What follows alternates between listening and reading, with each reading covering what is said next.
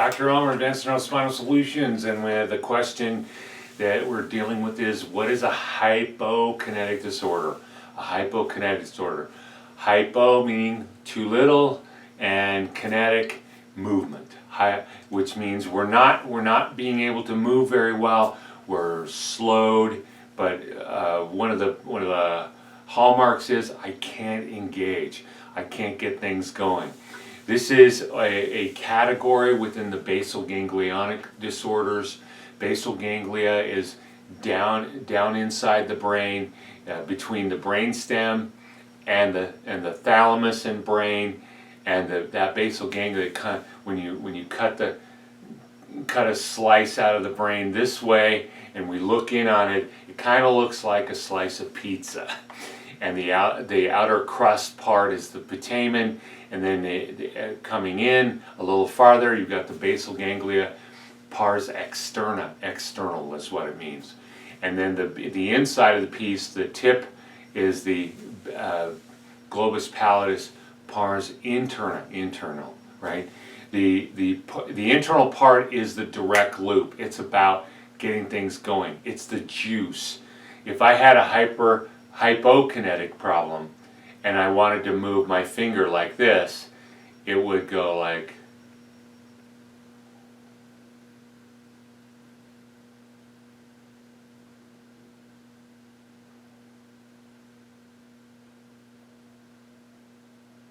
that.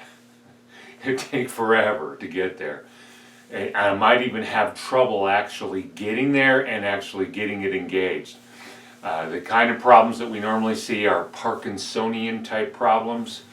The basal ganglia having difficulty, that's an actual, if it's a disease versus a disorder, you could have strokes that can create that kind of effect, because there are different parts of different arteries that go through there, and it can have an impact on the direct loop. So now all of a sudden it doesn't want to move anymore. You can have medications that can create that kind of issue. Also, one of the big ones that we see, especially in kids, is ADD. They're not the ADHD, they're bouncing off the walls. That's hyperkinetic, which we're going to talk about soon.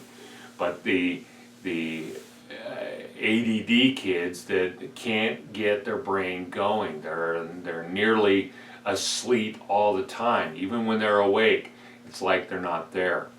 And so all of these come under that category. And so the strategies that we have for that are to boost the systems that run that